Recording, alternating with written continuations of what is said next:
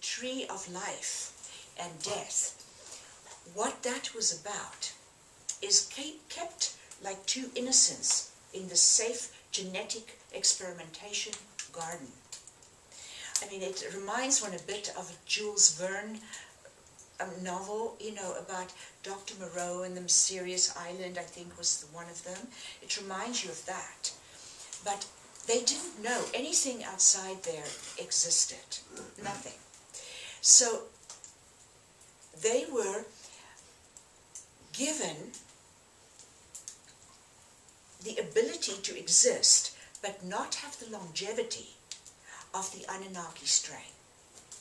In fact, there's some lament, it might be the lament of Gilgamesh, where Gilgamesh had a certain amount of Anunnaki blood, and the rest was human blood, and he was livid, that he could not have eternal life. In other words, that he couldn't live for hundreds of thousands of years, because he was Anunnaki, but he was not enough Anunnaki. And they withheld the mushroom, the plants, the various plants that would produce the longevity. And they withheld it from him because he didn't have enough blood, enough Anunnaki blood. Adam and Eve were not considered worthy enough to have access to that which gives longevity. So the tree of life and death was in fact a tree that came from Nibiru and was planted in the garden to see the effect of feeding someone something from Nibiru. It prolonged the life of the Nibiruans here on earth.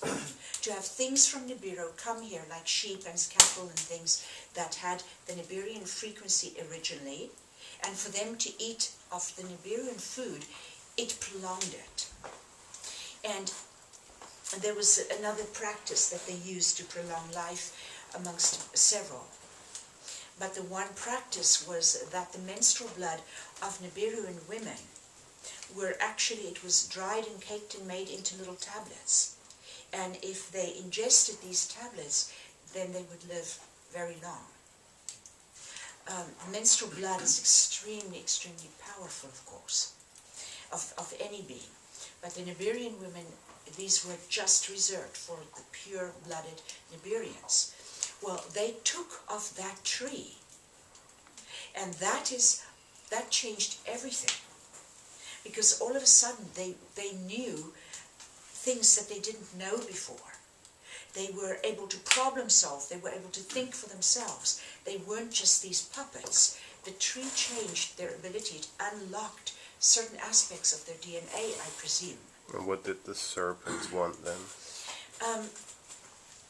The serpent, the Ashanta Serpents, were entrusted with the well-being of humanity by the embodiment of the infinite, which they call the Holy Mother.